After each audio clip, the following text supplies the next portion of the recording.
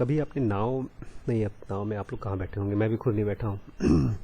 पुराने ज़माने में लोग नाव में बैठ के जाया करते थे। नाव नहीं, शिप, बड़ी बड़ी शिप्स में ट्रैवल करते थे। जैसे अगर यहाँ से किसी दूसरे देश में जाना हो तो हवाई जहाज़ नहीं होते थे, उसमें शिप में ज़्यादा ट्रैवल करते थे। तो जब अपने घर को छोड़ के ना, हवाई जहाज़ तो जूम करके चली जाती है, लेकिन ये जो शिप होती है वो धीमे धीमे जाती है। तो आप अपने देश को जब छोड़ के जा रहे होते हैं, 7 समंदर पार बोलते थे उस समय। हमारे पिताजी भी जब जाते हैं ना तो हम लोग बोलते थे, पापा 7 समुंदर कहाँ है आपका, तो खाली एक ही समुंदर है। अबू धाबी जाते थे वो, इंडिया से गल्फ कंट्रीज में जाते थे। बोलते हैं वो कहावत है 7 समुंदर। तो जब आप धीमे धीमे छोड़ के जाते हैं तो दुख ज्यादा होता है। अपना ट्रेन में भी दुख कम होता है, बस में भी उससे कम दुख होता है, क्योंकि आप जिस जगह के साथ आइडेंटिफाई करते हैं ना, जिन लोगों से आइडेंटिफाई करते हैं, जब वो जगह छूट जाती है और अब जब जाते हैं तो बहुत दुख होता है, रोना आता है बहुत देर तक। कभी महसूस किया आपने किसी जगह को छोड़ के जा रहे हो? आपको शायद हुआ हो ना, जब अपना घर छोड़ के आ रहे होंगे तो आपको शायद दुख हुआ होगा, नहीं? तो ये जो दुख है ना, वो कृष्णमूर्ति इसके लिए बहुत सही सही कहते थे। It is fear of losing the known. जिस चीज को आप जानते हैं उसको खोने का डर ज्यादा होता है, और वही दुख भी बनता है। हमको लगता है जिसको जैसे जानते थे, जितना अच्छा जानते थे, वैसा फ्यूचर नहीं होगा, फ्यूचर कुछ और ही होगा। तो अननोन से हमको डर कभी नहीं लगता, हमको हमेशा नोन के खत्म होने का डर लगता है। और यही हमारे बुद्ध भी समझा रहे हैं कि जो चीजें आप हैं, जो भी आस पास हैं, जिनके साथ आपने आइडेंटिफाई किया है, जब आप देखते हैं वो खत्म हो रहा है तो आपको दुख होता है। यही दुख का कारण है, यही फर्स्ट नोबल ट्रूथ है कि दुनिया में दुख है, कि जो भी चीज आपका है वो जाने वाला है। ये बहुत बड़ा दुख है। लेकिन जब हम मुंडी टर्न करेंगे उसकी तरफ, जो अननोन है, जो फ्यूचर है, तब आप देखेंगे ये बहुत बड़ा प्राइस नहीं है। नोन को छोड़ना, जो भी चीज आप जानते हैं उसको छोड़ना, ये बहुत बड़ी प्राइस नहीं है, बहुत हल्की कीमत है। और आप ये भी देखेंगे कि अगर आपने नोन को नहीं छोड़ा, अननोन की तरफ नहीं गए, तो फिर आप अननोन को कभी पा भी नहीं सकते। दुखी होते रहेंगे और फिर वैसी ही सिचुएशन पैदा कर देंगे जैसी पहले थी। नहीं समझे ना? मान लीजिए आप कि गर्लफ्रेंड छोड़ के चली गई आपको, बड़े दुख, बहुत दुख भरी कहानी है। फिर आपने नई गर्लफ्रेंड बनाई, तो वो वैसी होगी जैसी पहली वाली थी, लड़ाई झगड़ा मारपीट सब वैसी करेगी, तो आपको याद आएगी, अरे तो ऐसी थी। आपकी सिचुएशंस नई नहीं हो पाएंगी, क्योंकि आप पुराने को मिस कर रहे थे, तो आपने नई वाली को पुरानी जैसी ही खोज लिया। और ये जो फीलिंग है ना, जिस चीज को आप पसंद करते हैं, जिस चीज को प्यार करते हैं, उसको छोड़ने का, ये फीलिंग हम लोग को त्यागना होगा। मैं क्या बात कर रहा हूं पता है? मैं एक्चुअली बात करना चाहता हूं करियर को लेकर के, पढ़ाई को लेकर, कि हम लोग जो पढ़ाई कर रहे हैं आज, वो हम अपने आप को सेफ और सिक्योर बनाने के लिए कर रहे हैं, ठीक? ताकि अच्छे से पढ़ाई होगी तो हम लोगों को नौकरी चाकरी मिलेगी, ताकि हम सरवाइव कर सकेंगे, हमारे ऊपर छत रहेगा। और अभी जैसे आप तो स्टूडेंट हैं, मैं तो पार हो चुका हूं, मैंने तो उसे पढ़ाई कर ली जिससे मैं नौकरी पा सकता था। अब नौकरी पा लिया, लेकिन काफी सालों से मैं देख रहा हूं कि जिस चीज का मैं इंतजार कर रहा था कि एक अच्छा लाइफ, एक खुश जिंदगी, वो होने के बावजूद भी नहीं है। एक कंफर्टेबल स्टेट ऑफ लाइफ वो नहीं है। फिर उसकी वजह से क्या हुआ, हम लोगों ने मैंने खुद किताबें पढ़ना शुरू किया। जैसे मेरा और कुछ लोग मेरे साथ रहते हैं, उनके किताबों पढ़ने का डिफरेंस ये है कि लोग एंजॉयमेंट के लिए किताबें पढ़ते हैं, नॉवेल्स वगैरह पढ़ते हैं। मैं ऐसी किताबें खोज के पढ़ने की कोशिश करता हूं जिसके जरिए मुझे समझ में आए लाइफ की प्रॉब्लम्स क्या है और उनका सोल्यूशन क्या है। अच्छा, इसको पढ़ने के बाद बहुत पक्का नहीं है कि आपको करियर में बहुत बढ़ोतरी मिलेगी। नहीं समझे? अगर मैं गौतम बुद्ध की कोई किताब पढ़ लेता हूं तो क्या मुझे कोई नौकरी मिलने के चांसेस हैं? नहीं। तो किस चीज के चांसेस हैं? चांसेस तो यही है सर को तुम उसकी तुम भी भीख मांगोगे है ना, भीख ही तो मांगते थे, तुम बेटा भीख मांगोगे, कुछ पढ़ लिख लो। लेकिन जब मैं पढ़ता हूं, इन बुक्स को पढ़ता हूं, और कुछ जब मुझे समझ में आता है, तो मैं अपना वो 7 समुंदर पार जाने की कोशिश कर रहा हूं। किस चीज को छोड़ के? जिन चीजों को मैं जानता हूं। अगर मैं मेडिकल की बुक्स को पढ़ता हूं तो मेरे करियर में और मजबूती आएगी, मैं और अच्छा डॉक्टर साबित हो सकता हूं, मुझे और अच्छी हो सकता है नौकरी मिल सके। तो या तो मैं अपने देश में रहूं, उन किताबों को पढ़ूं जिससे मेरा करियर मजबूत होगा। करियर मतलब ऐसी चीज, ऐसी पढ़ाई जिसको बेचकर मैं पैसे कमा सकूं। या तो मैं उस तरफ जाऊं 7 समुंदर पार, मुझे पता नहीं कहां क्या होगा। तो मैं अपनी फीलिंग शेयर कर रहा हूं आपसे मैं अभी अपने देश को छोड़ के 7 समुंदर पार जा रहा हूं। 7 समुंदर पार मतलब कौन सी किताबें पढ़ रहा हूं? कॉन्क्वेस्ट ऑफ सफरिंग या ईस्टर्न विजडम वेस्टर्न थॉट, इन किताबों को जब पढ़ रहा हूं तो और मेरे आसपास लोग मोटी मोटी मेडिकल की बुक्स पढ़ते रहते हैं, डॉक्टर्स हैं सब, तो मुझे लगता है कि हाय राम, मेरा देश छूटा, ना मैं घर का रहा, ना मैं, पता नहीं क्या होगा, मैं बीच में लटक रहा हूं, कहीं ऐसा ना हो मेरा करियर ही छूट जाए, कल को मैं आपको मिलूं तो आप ऐसे एक झोला टांग करके। पुराने जमाने में देखा है आपने फिलोसोफर्स कैसे घूमते थे, झोला टांगते थे, उनके पास पैसे भी नहीं होते थे कि बिल पे कर सकें, किसी ने कुछ खिला दिया तो भूख लगी होती थी तो चले जाते थे बगल में, कोई चाय वाय पी रहा है बगल में बैठ जाते थे, घूरते रहते थे, वो चाय पिला देते, कहीं गरीबी ना आ जाए। ऐसी फीलिंग, मतलब इतनी डरावनी फीलिंग नहीं आती, लेकिन फिर भी ये फीलिंग तो आती है, कहीं ऐसा तो नहीं कि मेरा छूट रहा है कुछ, कहीं मैं पीछे तो नहीं छूट रहा हूं। लेकिन जितना मैं और आगे बढ़ रहा हूं लाइफ को समझने की पढ़ाई में, उतना मुझे लग रहा है कि एक खाली फ्रीडम फ्रॉम द नोन है, डर है, जो एक कंफर्टेबल लाइफ को जब छोड़ के आप निकलते हैं तो कुछ अजीब टाइप की फीलिंग होती है। बस ये अजीब फीलिंग है, कोई सच नहीं है। ये कल मैंने जिक्र किया था इस फीलिंग का, वो फीलिंग जिसमें आपको लगता है मैं प्रोग्रेस कर रहा हूं कि नहीं कर रहा हूं, मैं तो पढ़ नहीं रहा हूं, मेरा आगे लाइफ बढ़ेगी नहीं बढ़ेगी। ये फीलिंग, ये सही फीलिंग नहीं है, ये इंफॉर्मेशन नहीं है। ये क्या है? ये एक घबराहट की फीलिंग है। इस घबराहट की फीलिंग को आप जब जान जाएंगे ना, ये फीलिंग है, कोई दिक्कत नहीं, तो ये खत्म हो जाती है।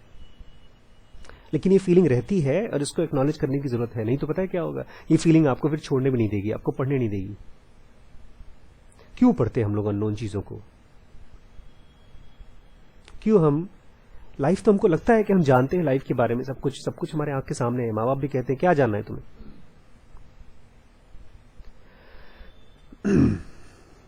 क्योंकि कुछ ऐसी चीज है हमारे अंदर जो एनिग्मा है। एनिग्मा जानते हैं? पहेली जो सॉल्व होती दिखती नहीं है, उसी के बारे में कह रहे थे कल। कौन? हस्तमलका। हस्तमलका की एक स्टोरी मुझे एक भाई साहब ने लिंक मेल किया। He was the first disciple of Adi Shankaracharya. Adi Shankaracharya was one of the greatest sages of all time. जैसे गौतम बुद्ध हैं, ऐसे नानक थे, ऐसे ही आदि शंकराचार्य भी थे। खाली ये है कि उनकी जो मूवमेंट है, उनके बाद जो लोग आए, धीमे धीमे वो एक कल्ट बन गया है, बहुत स्ट्रांग हिंदू कल्ट बन गया है हम लोगों का, हिंदुओं का। कल हस्तमलका की जो हम स्टैंजा पढ़ रहे थे उसके आगे पढ़ते हैं। हस्तमलका कह रहे हैं, the face reflected in the mirror, जो शक्ल शीशे में आप देखते हैं, is divide of all being but for the real face. उस शीशे में जो आप देखते हैं ना शक्ल, उसमें कोई बीइंग होता नहीं, उसमें कोई आत्मा नहीं होती, एक रियल फेस की परछाई है।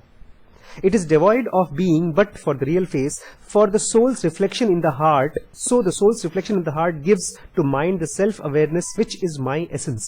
ऐसे ही कोई आत्मा है, उसकी जो परछाई है हमारे दिल में, जिसकी वजह से हमको सेल्फ का अवेयरनेस होता है। ये मैंने कल भी कहा था कि इसको इमेजिन करना मुश्किल है।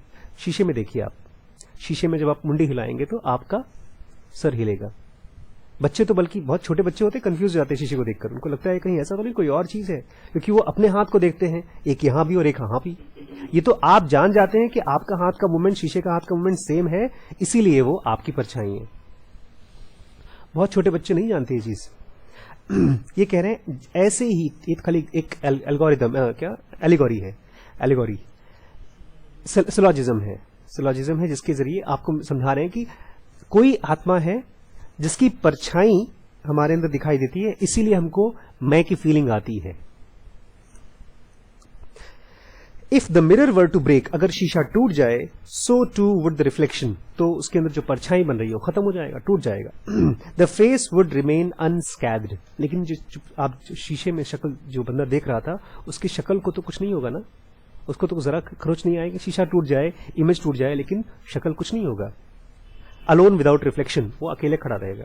सो remains the one whose existence is original and not merely reflected, ऐसे ही वो जो आत्मा है उसकी परछाई इस बॉडी के अंदर दिखाई दे रही है। तो जब ये बॉडी खत्म होती है उसको कोई रंच मात्र भी खरोच नहीं पड़ती। इसको बड़े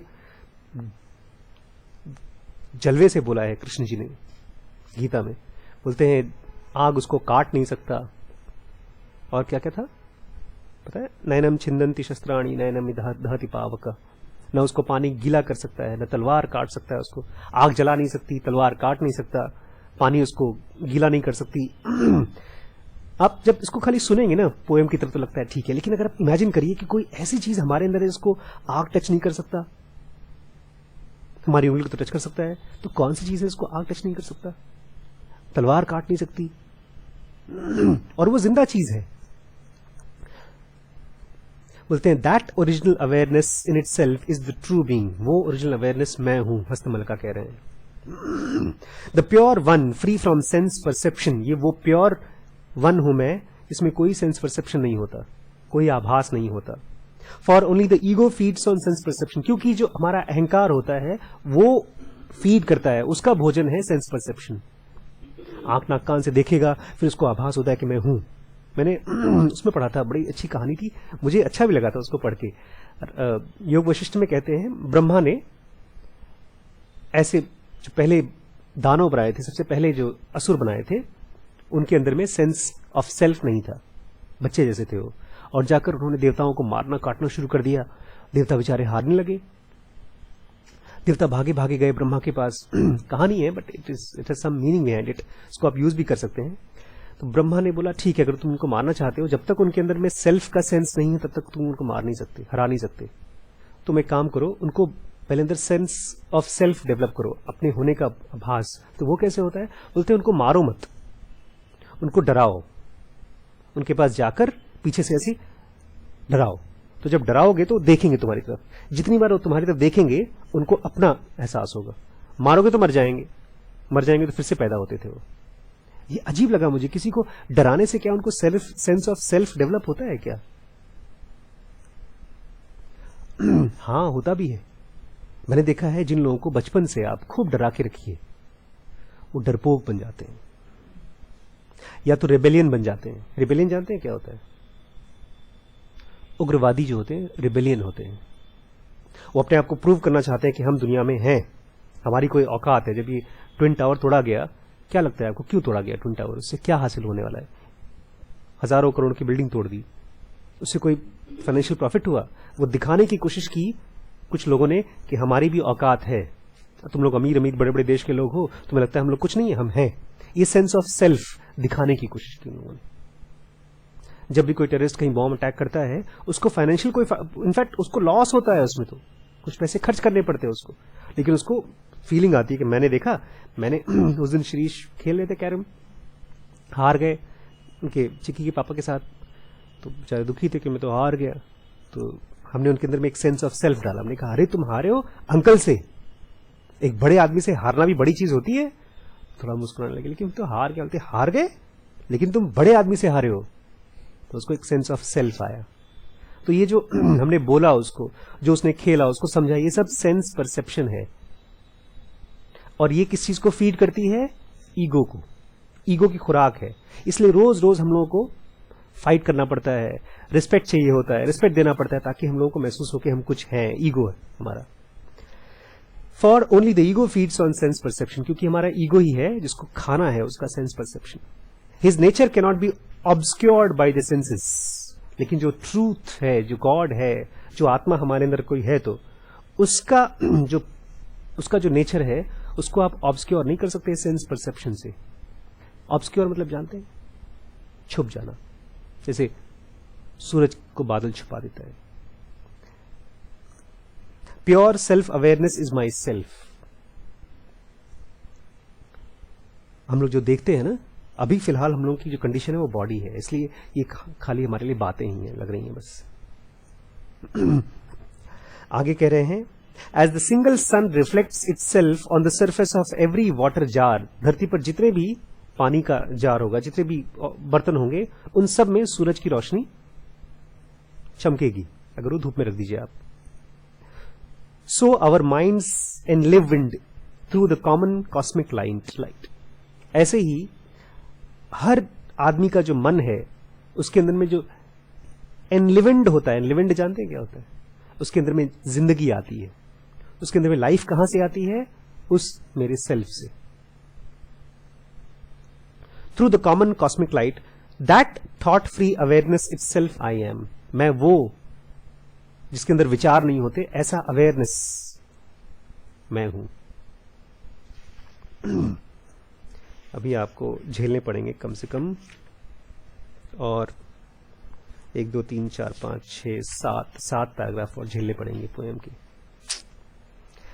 चलिए देखते हैं, कुछ शायद बीच में काजू किशमिश आ जाए। Sun simultaneously enables all eyes to see. ये तो सच है ना, सूरज सभी आंखों को एक साथ रोशनी देता है देखने के लिए, है कि नहीं? अगर सूरज न हो, अंधेरा हो, एकदम पक्का अंधेरा, और ऑब्वियसली हमने जो लाइट वाइट खोजी है तो उसके सामने बहुत बात आई। पहली लाइफ तो लाइट के साथ ही आई, तो सूरज के साथ थी, तो सूरज एक साथ ढेर सारी आंखों में रोशनी डालता है देखने के लिए। The one through the gift of awareness simultaneously equips all mind with consciousness. जैसे सूरज हर आंख को रोशनी देता है, ऐसे ही सेल्फ एक साथ हर किसी के अंदर में लाइट डाल देता है, कॉन्शियसनेस डाल। That original consciousness it self I am. मैं वो ओरिजिनल कॉन्शियसनेस हूं जो हर किसी के अंदर में लाइफ डालता हूं। ये बड़ा इंटरेस्टिंग है, अगर आपने अनंता आइडिया समझा हो तो शायद ही समझ पाएंगे। मेरे अनंता आइडिया समझने से ना, इस वाले पैराग्राफ में मेरे लिए कुछ नयापन था। The eyes can perceive only what light illuminates. आंखें खाली वही देख सकती हैं जिससे रोशनी होती है, वही चीजें आंखें देख सकती है। Eyes can see only what light illuminates. जैसे अभी हम लोग जो चीजें देख रहे हैं ना, वो सामान नहीं देख रहे हैं, रोशनी का उसके ऊपर परछाई देख रहे हैं, पता है ना आपको? जैसे आप मुझे देख रहे हैं ना, आप मुझे नहीं देख रहे हैं, आप मेरे ऊपर जो लाइट गिर रही है उसको देख रहे हैं, ठीक? The light itself meets only objects devoid of light. और लाइट किस चीज को पकड़ती है पता है? खाली उन चीजों पर गिरती है जिसमें लाइट नहीं होता। जैसे अगर ट्यूबलाइट की लाइट एक और लाइट से मिलाइए, जैसे यहां पर 2 ट्यूबलाइट हैं, 3 लाइट है बल्कि, तो आप यहां देख पा रहे हैं कि इसकी रोशनी को इसकी रोशनी नहीं दिखा पा रही है। रोशनी कभी भी रोशनी को लाइटन नहीं कर पाती, खाली उन्हीं लोगों को उजाला कर पाती है जो जिसके अंदर खुद लाइट नहीं होता। Clear?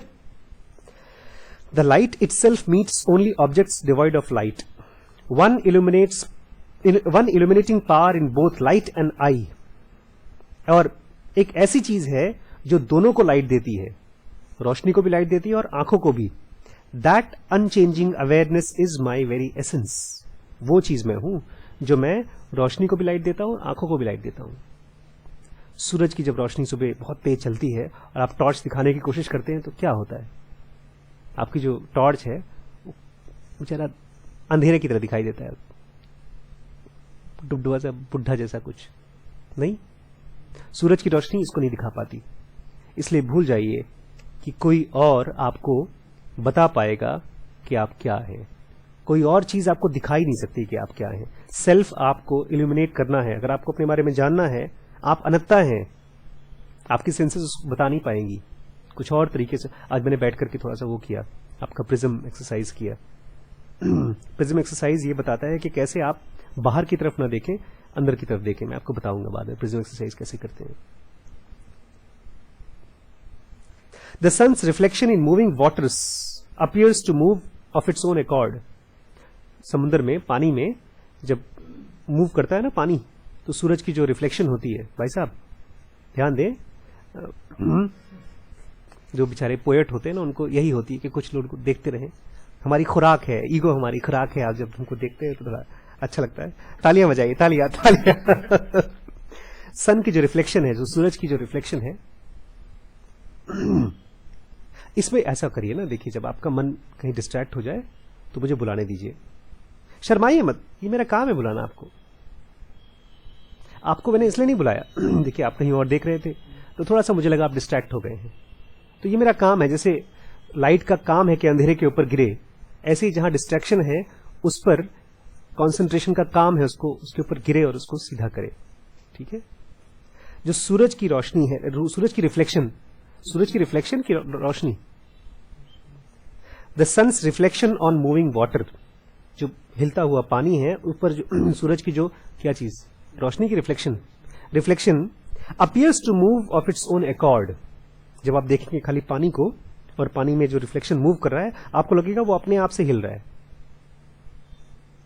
The one true light multiplies its images in countless seas and pools, so too does the one take its abide in countless hearts. It remains as real self, the one behind many. जब ढेर सारे लोगों को आप देखेंगे, लोग चलते फिरते हिलते डुलते, आप भी हिल रहे हैं, आप सो रहे हैं, आप जाग रहे हैं, आप मैडम कुछ काम कर रही है, मैं कुछ बोल रहा हूं, ये सब हिलते हुए पानी पर इमेजेस हैं। एक ग्लास के अंदर सूरज की रोशनी यहां गिरी, एक ग्लास के अंदर यहां, एक ग्लास के अंदर वहां, और उसके अंदर जो सूरज की रोशनी है वो स्वेटर बना रही है। यहां पर जो सूरज की रोशनी है बेचारा किसी जलवे की खोज में है। ये जो सूरज की रोशनी है वो आपकी चीजें, आपका कान चाहता है। तो ये सब चीजें एक्चुअली अलग अलग रिफ्लेक्शंस, आपको लगता होगा कि रिफ्लेक्शन अपने आप मूव कर रहा है। अब देखिए, अगर मान लीजिए थम्स अप में आप सूरज की रोशनी देखिए, थोड़ा काला दिखाई देगा ना सूरज, और फैंटा में थोड़ा सा ऑरेंजिश, तो वैसे ही आपके अंदर जो सूरज है थोड़ा सा ऑरेंजिश है, मेरे अंदर में काला है, क्योंकि मैंने काला चश्मा पहन रखा है।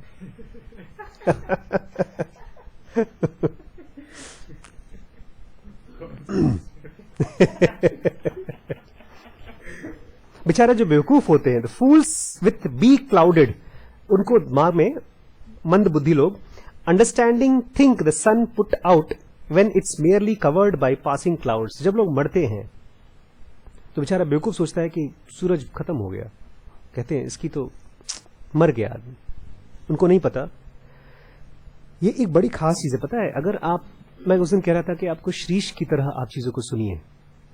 बहुत छोटे बच्चे जो होते हैं उनको जो आप बता दें, कल एक मैंने बड़ा अजीब तरीके का, आप कभी इमेजिन नहीं कर सकते कि आज की दुनिया में ऐसा होता होगा, और वहां पर नॉर्मल तरीके से दिखाया। क्राइम पेट्रोल में एक प्रथा चलती है वहां साउथ में कहीं, देवदासी, नाम सुना है कभी देवदासी का? पता है उसमें क्या होता है? मंदिर के साथ, मंदिर के जो देवता हैं, उसके बाद क्या होता है? हाँ, किसको बेचते हैं? मंदिर में उसकी शादी कर देते हैं भगवान से बचपन में ही, फिर उसका काम रहता है कि भीख मांग के खाती रहे, और जब थोड़ी जवान हो जाए तब उसको धनी मतलब वो इंसान जो उसको खरीदेगा, वो पैसा देकर के उसको खरीदता है। तो कुछ लोग अमीर होते हैं तो ले जाते हैं अपने साथ, रखते हैं, अगर पसंद आया तो ठीक है, नहीं तो उसको वापस भेज देते हैं। एक बेचारी बंदी, उसके साथ दिखाया कम से कम 200-300 लोग, कोई एक दिन के लिए, कोई 2 दिन के लिए। She is actually prostitution. तो उसकी माँ उसको बोलती है, अरे चुप रहे, इसको खराब नहीं बोलते, ये हमारी किस्मत है कि हम देवदासी हैं, ईश्वर की सेवा करने का मौका मिला है। बोलती मम्मी ये क्या मौका है, कोई भी आदमी आता है मेरे साथ सोता है। बोलती गलत मत बोलो। वो उसको ऐसे शुरू कर रही थी जैसे वो कोई गाली बोल रही हो। आप घर में अगर गाली बोले तो आपके माँ बाप आपको बोलेंगे बेटा ये गंदी चीज है, ऐसा नहीं बोलते। वो एकदम ऐसे उसको बोली, हाँ ऐसा नहीं बोलते। धनी आता है, उसको बोलती धनी मतलब रिस्पेक्टेड आता है, वो हमारे साथ सोता है। वो बोलती अपनी माँ से, बोलती मम्मी मेरे पिता कौन थे? बोलती नहीं बेटा, देवदासियों के बाप नहीं होते, खाली माँ होती है, इतने लोगों के साथ सोए हैं। पता ही नहीं चलता। ये चीज जब आप देखेंगे ना, आपको बहुत ताज्जुब लगेगा, क्योंकि आप एक डिफरेंट एरा में रह रहे हैं। आज की डेट में आपको पता है कि एक आदमी के साथ एक औरत की शादी होती है, यही जिंदगी भर एक सच्चाई है, लेकिन वहां की सच्चाई वो लोग अलग तरीके से जिए हैं। जब आप इसको सुनते हैं, मैंने आपसे कहा मान लीजिए कि आप मरेंगे तो दोबारा पैदा हो जाएंगे, हर कोई बंदा मरेगा तो दोबारा पैदा हो जाएगा, लेकिन ये चीज सच्चाई की तरह हमको हमारा मन विश्वास नहीं करता, इसलिए डरता है, इसलिए रोता है। ये सब ताम झाम पढ़ना इसीलिए ताकि हम उस सच्चाई को एक्चुअली जान पाए कि मरने के बाद क्या दोबारा पैदा होते हैं। अगर होते हैं तो बहुत बड़ी प्रॉब्लम सॉल्व हो जाएगी, फिर दुनिया में कोई पीछे नहीं रहेगा। एक भैया ने बहुत इंटरेस्टिंग सवाल पूछा है, खैर उनका जो उन्होंने फील किया, मैंने एकदम आपसे जिक्र किया था कि इस धरती पर कहीं पर भी कोई अनफेरिटी नहीं है। अनफेरिटी मतलब कहीं पर भी अन्याय नहीं है। है कि नहीं कहीं अन्याय? मैं आपको एक एग्जांपल देता हूं। Again true story from crime petrol. दादा दादी और पोता, जवान पोता अपने पुराने फ्रेंड्स के यहां आए, पुराने रिश्तेदार के यहां आए। यहां पर रहते हैं दादा, बाप, बेटा, बेटी, मां, हाँ ये लोग रहते हैं, हस्बैंड वाइफ, उनकी बेटी जिससे शादी पक्की होने वाली है इस बच्ची की, और दादा।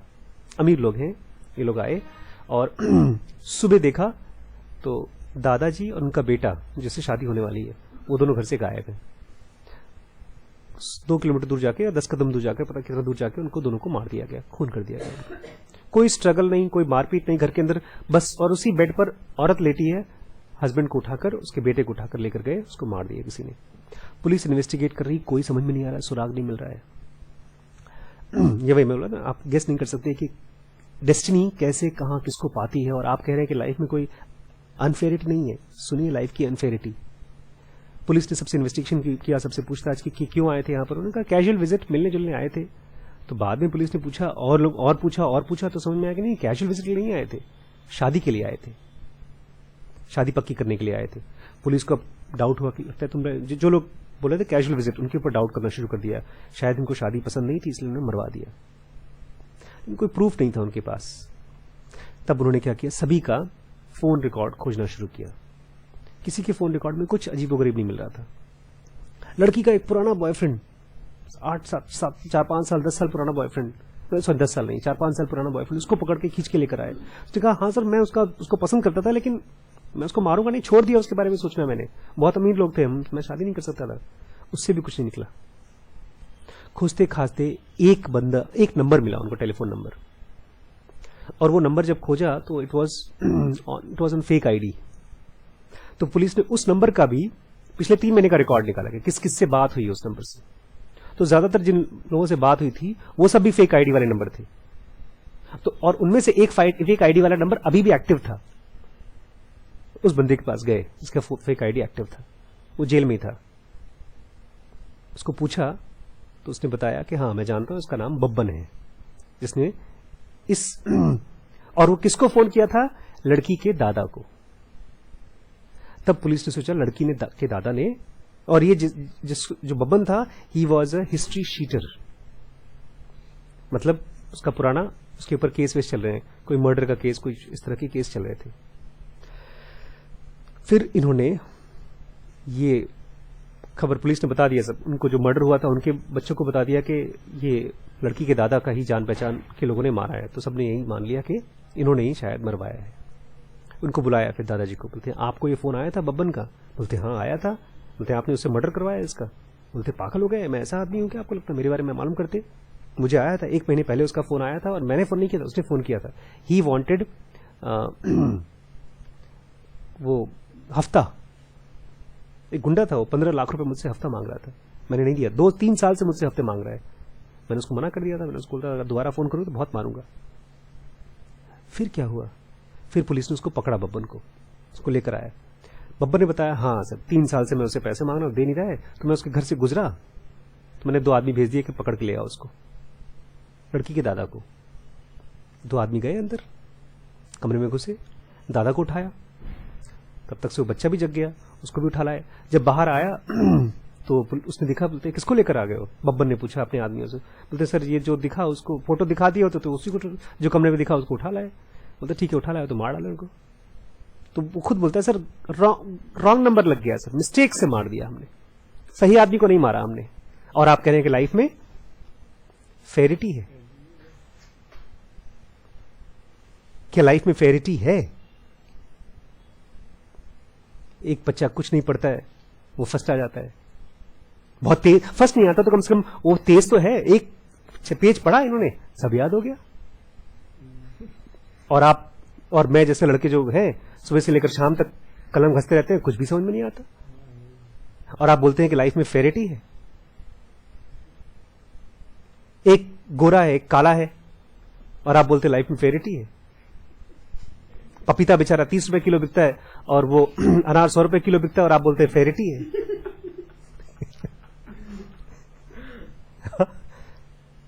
है कि नहीं? मतलब बताइए गलत है कि नहीं दुनिया में? तो मैंने ये क्यों कहा कि दुनिया में फेरिटी ही फेरिटी है, कहीं पर गलत नहीं है कहीं कुछ। बोले सर आपकी मर्जी है, आपको जो कहना कहिए। नहीं, मैंने पढ़ के नहीं कहा, मेरा इंसाइट है। और जो मेरा इंसाइट है मेरा इंसाइट है। मैंने अम्मा से कहा था कि माँ जिस तरह का आपने गाजर का हलवा बनाया, आज तक ऐसा हलवा मैंने कभी नहीं खाया। पिछले अभी हम लोग ने पिछले जब गए थे ना, हम लोग बाहर गए थे, तब अम्मा ने बना के दिया था। और किसी शादी में किसी दुकान में हमने वैसा हलवा नहीं खाया। तो वो क्या दुनिया में सबसे अच्छा हलवा बना है? नहीं, वो मेरा एक्सपीरियंस है। लाइफ में कहीं पर भी अन्याय नहीं है, ये मेरे दिमाग का एक खास एक्सपीरियंस था। अन्याय दिखता है हम लोगों को, लेकिन अन्याय है नहीं। अगर ये समझ में आ जाएगा ना, उन दोनों को मारा गया, क्या ये अन्याय नहीं है? हाँ, दिखने में अन्याय है, क्योंकि हमारे लिए तो खाली वो दोनों की लाइफ है, एक ईमानदार बुढ़ा आदमी और उसका पोता जिसको एक आदमी ने मार दिया। लेकिन उसके पास्ट लाइफ, उसके और पास्ट लाइफ, उसके और पास्ट लाइफ, ये चीजें जहां पर लिखी जाती हैं, जहां पर इनका रिकॉर्ड रखा जाता है, उसको किसी ने देख करके बताया कि अन्याय नहीं है। मैंने देखा नहीं, आपने देखा नहीं, इसलिए हमारे हिसाब से अन्याय है। हम और आप तो किताब का एक पेज पढ़ते हैं और बोलते हैं किताब बेकार है, न कोई सर है न पैर। लेकिन जिसने पूरी किताब पढ़ी हो वो बताएगा नहीं नहीं, ये गाली जो लिखी है ये असल में खराब आदमी को गाली दी गई थी। ये जो पुनर्जन्म और पास्ट जन्म का चक्कर अगर आप समझ जाएंगे तो आप एक भी गलत काम कर ही नहीं पाएंगे। जो भी इंसान पाप करते हैं ना, गलत काम करते हैं, वो आप ही की तरह मानते हैं दुनिया में ना न्याय है ना अन्याय, मारो पीटो कुछ भी करो।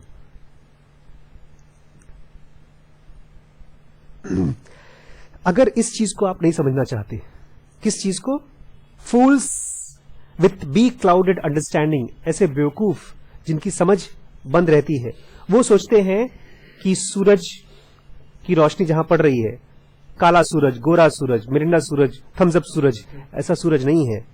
When it is merely covered by clouds, जब उसके ऊपर सूरज के ऊपर क्लाउड आ जाता है, so all the perception conditioned by sequences, but the self-awareness itself beyond the senses. सूरज को हम देखते हैं, क्लाउड आ जाता है। आज सूरज दिखा है दिन भर सुबह से? नहीं दिखा, मर गया था सूरज। नहीं, हमारा और आपका सेंस परसेप्शन एक छोटे बच्चे से बहुत कहीं ज्यादा है, इसलिए हम कहते नहीं पागल है। लेकिन हमारे अंदर में जब डर लगता है तो क्या होता है? किस चीज को क्या चीज कवर कर जाती है? लगता है लाइफ ही खत्म हो गई। 13th स्टैंजा इसके बाद है लास्ट स्टैंजा, इसलिए आप ध्यान दें। That unity in which all things are interwoven. मुझे बड़ा अच्छा लगा था जब उनसे पूछा गया था, वशिष्ठ को पूछा गया, 4 बच्चे हुए थे उनके, दशरथ के 4 बच्चे हुए थे। तो जब सबसे बड़ा बच्चा था उसके लिए बारे में पूछा, इसका नाम क्या रखा जाए? तो उनको बोला कि जो हर चीज में रमा हुआ है, तो उसका नाम रख दिया गया राम, जो हर चीज में रमा है। That unity in which all things are interwoven, वो चीज जिसके ऊपर जिससे हर चीज जुड़ी हुई है। Is itself untouched by anything, लेकिन उसको कोई टच नहीं कर पाता। स्पेस हर चीज को जोड़ती है, लेकिन स्पेस को कोई टच नहीं कर पाता। Like Interstellar space, clear, eternal and pure, एक स्पेस जिसको कोई टच नहीं कर पाता, साफ, एटर्नल और pure, is my essence with the integral consciousness, और उसके अंदर जो कॉन्शियसनेस है वो मैं हूं। हस्य मलका बोल रहे हैं।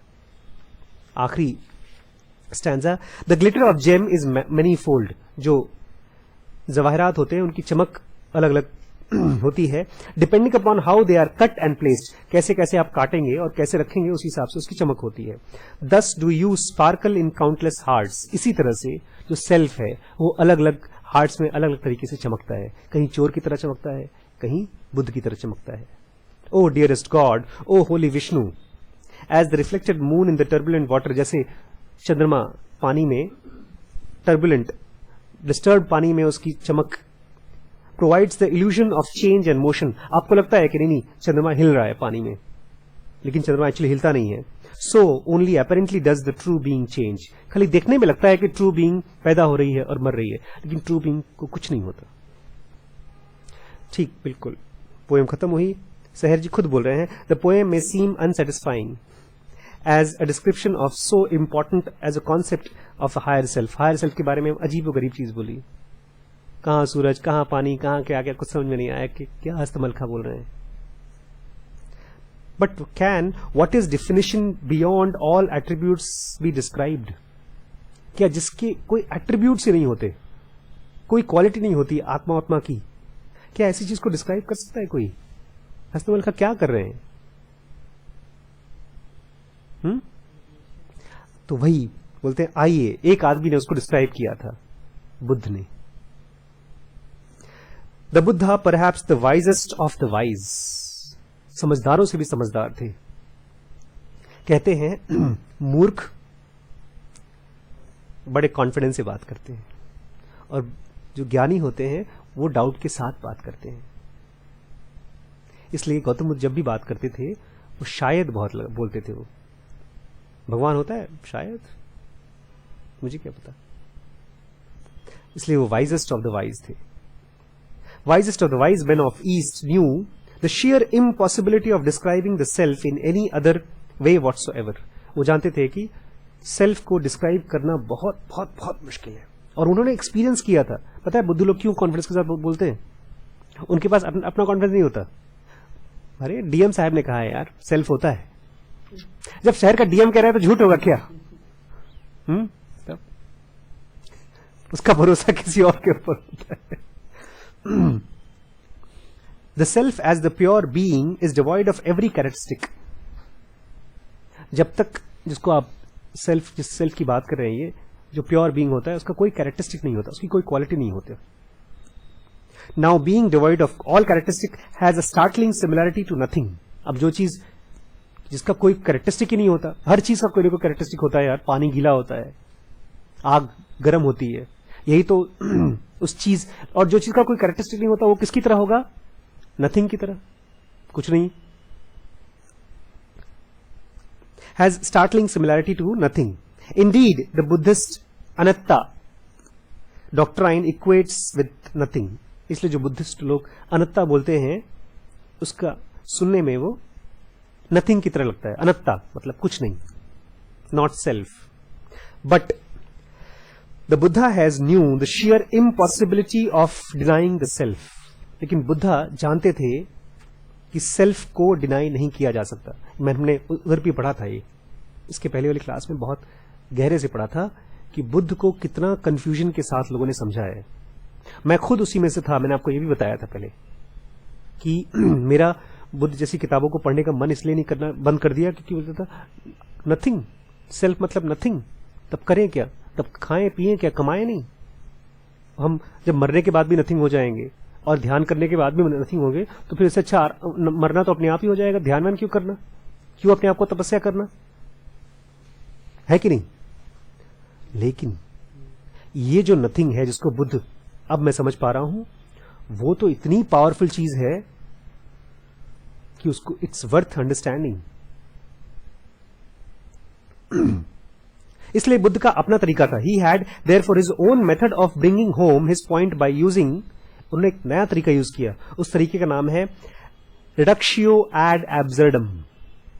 एक बार बोलिए, रिडक्शियो एड एडजर्डम।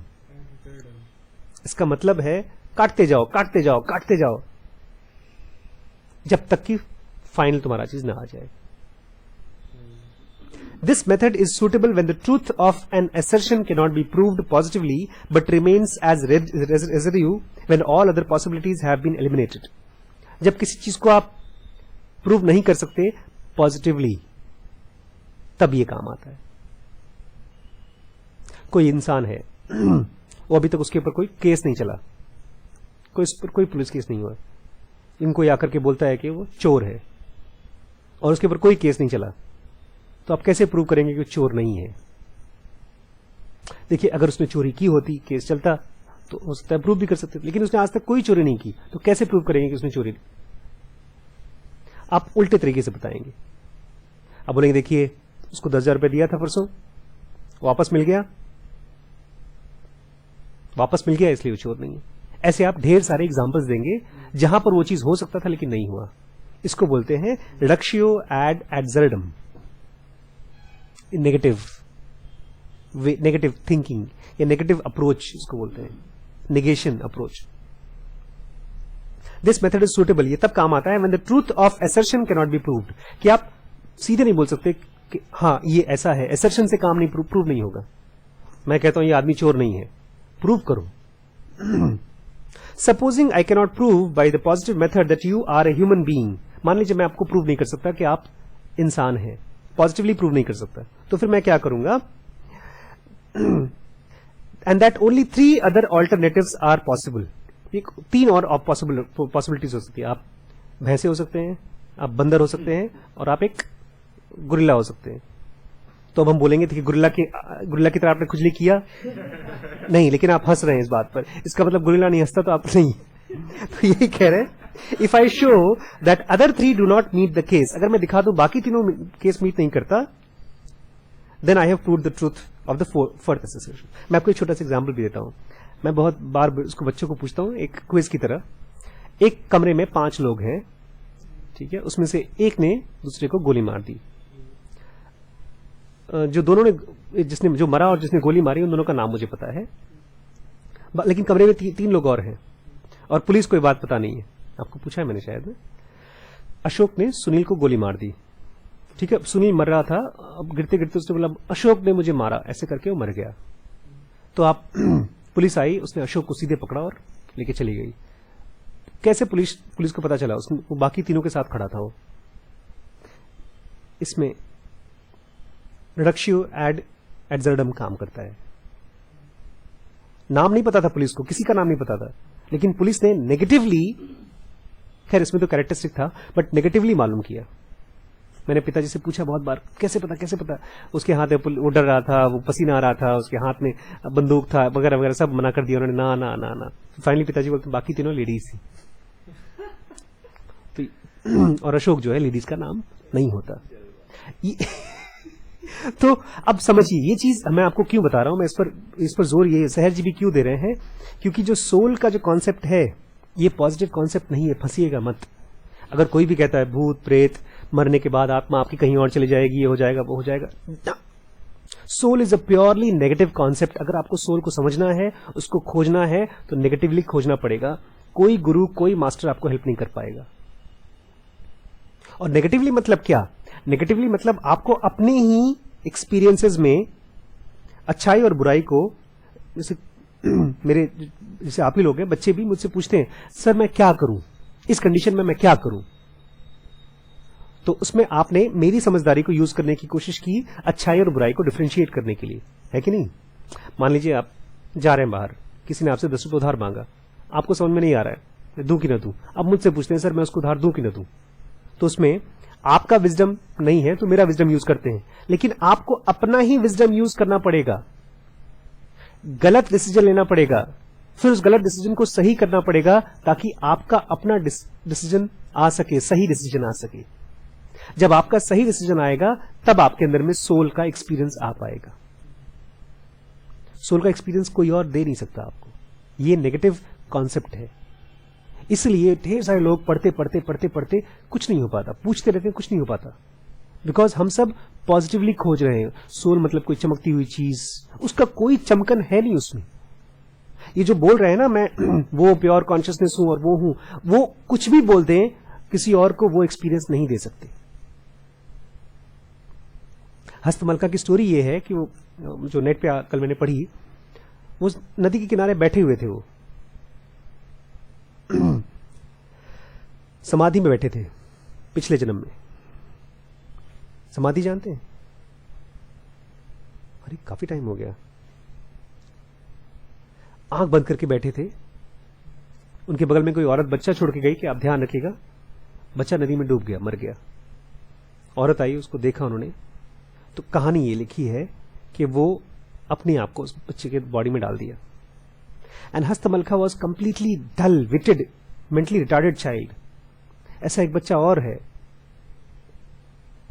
कृष्णमूर्ति जब बचपन में थे, लोग यही कहते थे बेवकूफ था वो, मर जाता, उसको बीमार होता वो, मेंटली रिटार्डेड। क्या है mentally retarded? They were completely disinterested in the world. जिसमें आपको जलवा लगता है, उसको कोई जलवा नहीं लगता। ये नेगेटिवली अप्रोच है कि जब आपका कोई इंटरेस्ट नहीं होगा। ये आपने एक खूबसूरत लड़की देखी, आपको देखते आपको अच्छा लगा। जब आपका उसमें इंटरेस्ट बिल्कुल रहेगा ही नहीं, then you will be able to, अब आपने उसको हटा दिया, रिडक्शियो एड एक्सर्डम, ये नहीं मेरे काम का, ये भी मेरे काम का नहीं, ये भी मेरे काम का नहीं, तब आप अंदर घुसना शुरू करेंगे। जब तक बाहर की कोई भी चीज आपको लगती है कि शायद मेरे काम की हो, तब तक आप इसी गेम में रहेंगे। इसके साथ क्वीन खेलते रहिए, कैरम लेते रहिए, क्वीन जीतते रहिए कप। ये गेम मतलब दुनिया का गेम। कल पढ़ेंगे, आज काफी टाइम हो गया।